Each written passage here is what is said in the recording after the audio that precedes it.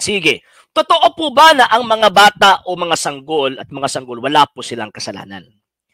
In terms of personal and actual sin na ginagawa ng isang individual, wala pong kasalanan ang mga bata. In terms of individual na ginawa na kasalanan, wala po. Eh bakit po? Kasi ang sin po kasi mga sir at saka mga ma'am, mag-ano muna po tayo mga sir ha. Ano po na natin yung camera po natin. Kasi ito yung bagong ano natin eh, bagong segment po natin mga sir eh. Gusto ko lang pong ipakita po sa inyo mga sir ha. Okay, so ito po.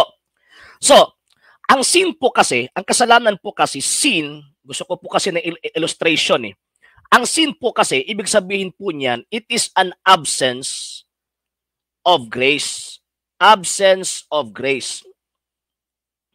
Pagka walang grasya po. Itong kasalanang ito, pumasok ito sa tao nang dahil sa ating unang mga magulang, Adan at saka Eva. Adam and Eve. So, bakit po? Kasi, ang tao po noon, ginawa po ng Panginoong Diyos ang tao, ginawa po siya with graces. Ang dami-dami po niyang tinatawag na grasya.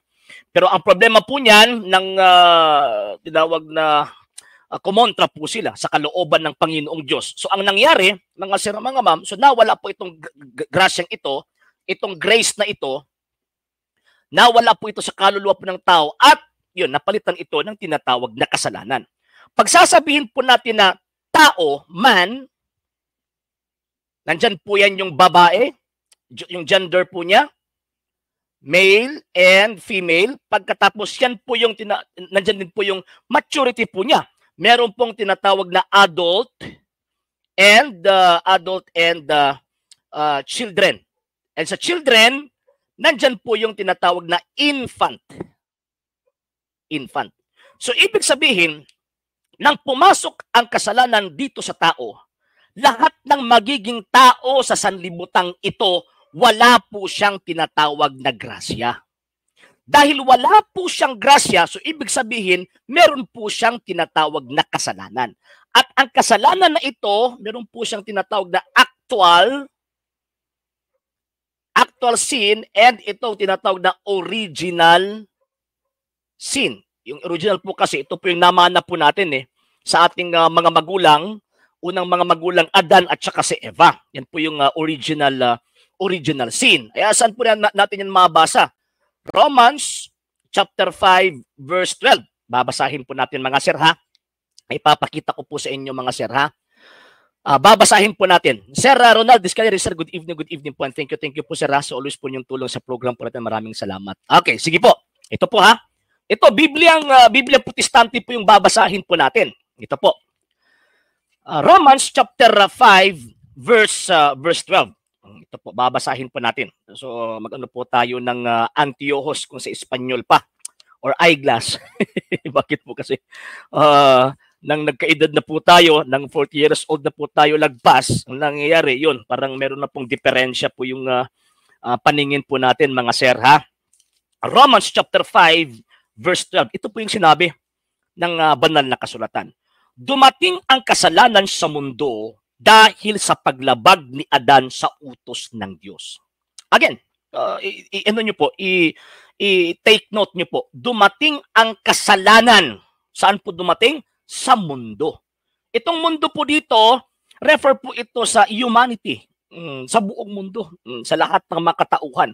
Dahil sa paglabag ni Adan sa utos ng Diyos. So dumating daw po yung kasalanan dahil sa paglabag daw po ni Adan sa utos ng Diyos. At yan po yung binanggit po natin kanina. Pumasok ang kasalanan dahil ang tao kumontra sa kalooban ng Panginoong Diyos. Yan.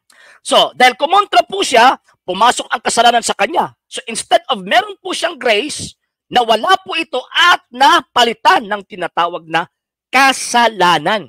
Yan. So, ngayon, at dahil sa kasalanan, dumating din ang kamatayan. So ang consequence of sin, yan po yung death. Pag sinasabi po kasing death po kasi, meron pong tinatawag na spiritual death and physical death. Death.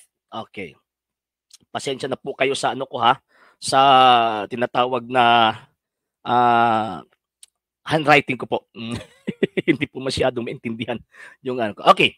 Pag sinasabing sin, ang consequence po niya itong tinatawag na death. At ang death dito na tinutukoy, refer po ito sa physical and spiritual death.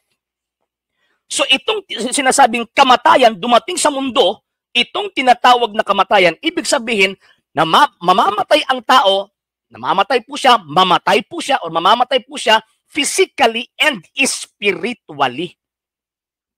Yan, sige. Continue po natin mga sir. Okay? Kaya lumaganap ang kamatayan sa lahat ng tao dahil nagkasala ang lahat. Yan. Lumaganap daw po ang kamatayan sa lahat ng tao dahil ang lahat ng tao ay nagkasala. So pag sinasabing tao, again, refer po yan sa babae at lalaki, at refer din po yan sa adult and children.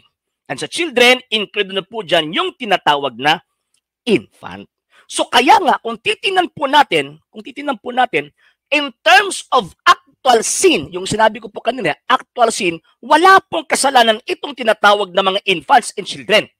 Bakit po? Kasi hindi naman po sila yung may gawa sa kasalanan na yon. Pero yung kasalanan tinutukoy ng Santa Iglesia Katolika, Apostolika, Romana, ang kasalanan na kung saan namana po natin galing sa ating unang mga magulang, Adan at si Eva. Yan po. Okay, erase muna natin mga sir, ha? Erase muna natin. Okay, sige. Okay, ha? Sige. So, yun. Kasalanan. Bakit po tayo nagkasala? Yun, lumabag po sa kalooban ng Panginoong Diyos ang tinatawag na ating unang mga magulang, Adan at saka si Eva. So God, pasensya na po kayo, man, okay, so kumontra ang Panginoong, ang tao sa Panginoong Diyos sa kanyang kalooban. Kumontra ang tao. So ibig sabihin, ang ginawang kasalanan ng tao, infinite. Bakit po? Kasi naka-violate po siya sa infinite being. Hindi po finite being ang na-violate ng tao. Infinite being po. Infinite being po kasi ito Infinite being. So, ibig sabihin, ang violation po niya, infinite din. Dahil infinite po yung violation po niya, dapat ang magbayad din po nito, infinite. Or ang mag-rescue, or ang mag-redeem sa tao na kung saan nagkasala sa Diyos ng infinite in nature or infinite ang kanyang degree.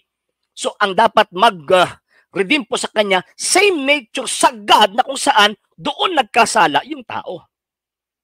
So, kaya nga, pumarito ang Panginoong Jesucristo para siya po ay mamatay sa krus para po tayo ay maligtas. Kaya nga, ang Panginoong Jesucristo, siya po yung tinatawag na mediator naturalis. Bakit mediator naturalis po ito? Ang Panginoong Jesucristo. Bakit po? Kasi meron po siyang dalawang nature, God.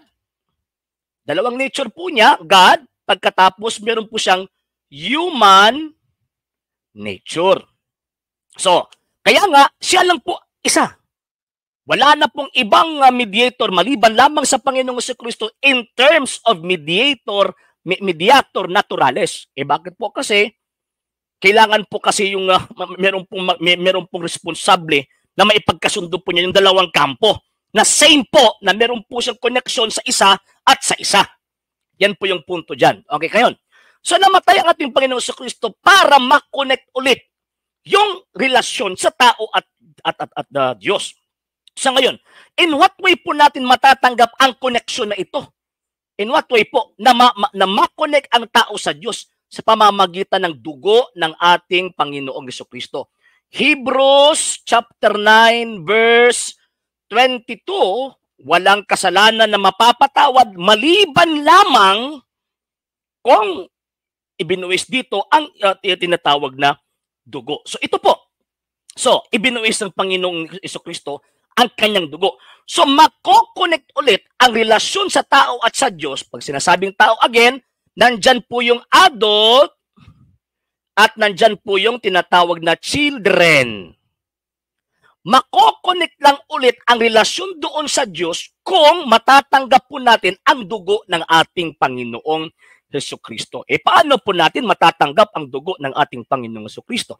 Matatanggap po natin, mga sir at saka mga ma'am, sa pamamagitan ng mga sakramentong itinatag ng ating Panginoong Hesukristo.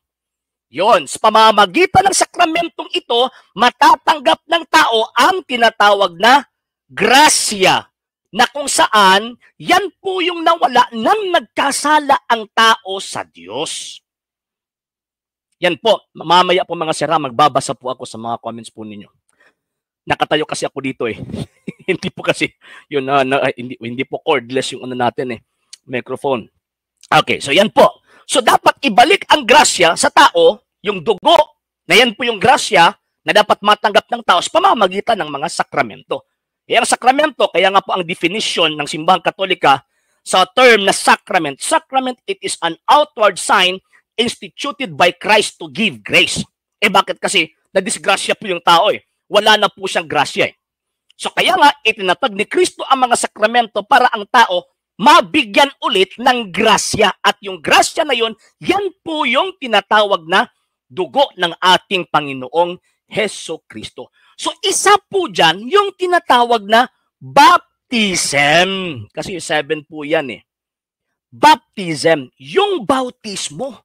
So kaya nga, sinabi ng Panginoong Hesukristo, St. Matthew, chapter 28, verse 19, sabi ng Panginoong Hesukristo, humayo kayo sa lahat ng mga bansa sa buong mundo at gawin nyo silang aking mga alagad at bautismuhan nyo sila sa pangalan ng Ama at ng Anak at ng Espiritu Santo. Yun. So, bakit? Kasi ang lahat ng tao sa buong mundo nangangailangan ng grasya na yan yung dugo ng Panginoong Hesukristo at matatanggap natin yan sa pamamagitan ng sakramento at ang pinakauna, yan po yung tinatawag na bautismo. So kaya nga, mga kababayan, mga kapatid, ang mga bata, ang mga sanggol, kasi kasali po sa dito sa tao. Kasali po siya sa tao. Ang mga bata at mga sanggol, dapat po silang bautismuhan. Bakit po? Kasi meron po silang kasalanan. At ang kasalanan na yon hindi po actual or personal, kung hindi yung namana po natin sa ating unang mga magulang Adan at Eva at ang makapagtatanggal lang po yan, ang makapag-aalis lang po yan, yung tinatawag na bautismo. So kung hindi po natin pababautismuhan yung mga bata, mga sir, mga ma'am, balik po tayo sa ating Okay ha? Init-init Okay, ayan. Balik po tayo. Sige. Kung hindi po natin pababautismuhan yung mga bata at saka mga sanggol, ang mangyayari po dyan, hindi po siya makakatanggap. Hindi po siya makakatanggap sa grasya ng ating Panginoong Hesukristo. Kung hindi po siya makakatanggap, ay yung sinabi ng Panginoon yan, St. John chapter 3, verse 3 to 5, except a man be born to the water and spirit, he cannot enter to the kingdom of God. So, ibig sabihin, hindi po siya maliligtas. So, mali po yung sinasabi ng mga sulpot natin mga kaibigan na hindi, wag nang bautismuhan yan kasi wala naman yung kasalanan Ang nasa isip lang po nila yung kasalanan, yung personal or individual na kasalanan. Hindi na namalaya na merong sinabi sa St. Paul, Romans chapter 5 verse 12, na merong kasalanan nakapasok sa mundo na sa pamamagitan ng paglabag ni Adan sa kalooban ng Panginoong Diyos. Kaya nga sinabi ni Salmista David, 51:5 ng Salmo, sabi ni Salmista David, ako'y makasalanan na mula nang ako'y isilang. So kaya nga, kailangan po ng bautismo. Bakit? Kasi sa turo ng banal na kasulatan, sa turo ng mga apostol, sa turo ng ating Panginoong Hesukristo, dapat lahat ng tao makatanggap nito dahil ang lahat ng tao ay nagkasala. Yan po. Sa atin po dito, para klaro, mga sir, mga ma'am, sa ating pananampalataya, para at least alam natin paano natin ipagtatanggol yung pananampalataya po natin against sa mga sulpot natin, mga kaibigan. Bakit po kasi? Half-truth lang po kasi yung na ano po nila information na natanggap po nila mga sir Half truth lang po Half truth. First time po ito na nagle-lecture po ako. Actually, sinadya ko po yung nilagay po itong whiteboard dito kasi anytime pwede po ako mag-illustrate kasi wala na po akong panahon na gagawa pa ng nahihiya po ako doon sa ating editor. Yun. Lalo na po na nag-aaral. So, ang nangyari, hindi po ako makakagawa ng PowerPoint presentation dahil ang dami-dami na po natin ginagawa. So, kaya nga, sinadya po natin ito and plano ko po, lalagyan ko po ito ng malaking whiteboard po dito para anytime pwede po ako makapag-illustrate po para i-explain po natin, ipapaintindi po natin yung pananampalataya natin. Anytime. And sa basic catechism po natin, so pwede na magle-lecture po tayo gamit po ito para at least mas madaling maintindihan po kasi maliban sa nagsasalita po ko dito, at least meron pong tinatawag na illustration para mas maintindihan yung pananampalataya po natin. So break muna po tayo mga sir and babalik po ako sa hindi po magtatanong. Sa hindi pa po nakapag-follow sa mga pages po natin, i-follow nyo po yung mga pages po natin, RJ Horolanciano II, TV Apolia Punto Argumento page, Kuya Apologist TV page, and RJ's Vlog 2022. And pwede rin po kayo mag-send po dyan ng Facebook stars. And also, sa ating po mga channels, sa hindi po nakapag-subscribe, i-subscribe po ninyo yung mga channels natin, The Lay Catholic, Apologist International Official, RJ Sano II TV, Kuya Apologist TV, and Barrio Kawayan Religious Forum. And pwede rin po kayo mag-send po dyan ng super sticker, super chats, and super thanks. And maraming salamat po sa mga kapatid ko mga Katoliko na ulis pong tumutulong sa programa po natin. Maraming salamat po. Nang dahil po sa tulong at suporta po ninyo, ang programa pong ito, until now, andito pa rin po sa social media. And until now din po, nangangailangan pa rin po tayo sa tulong at suporta po ninyo dahil wala po kami magagawa rito mga sir, mga ma'am, kung wala po yung tulong at suporta po ninyo. Sa gusto pong tumulong, sa gusto pong sumuporta, pwede po ninyong ipadala ang tulong at suporta po ninyo sa pamamagitan po ng ating mga account numbers dyan po sa ating pong screen.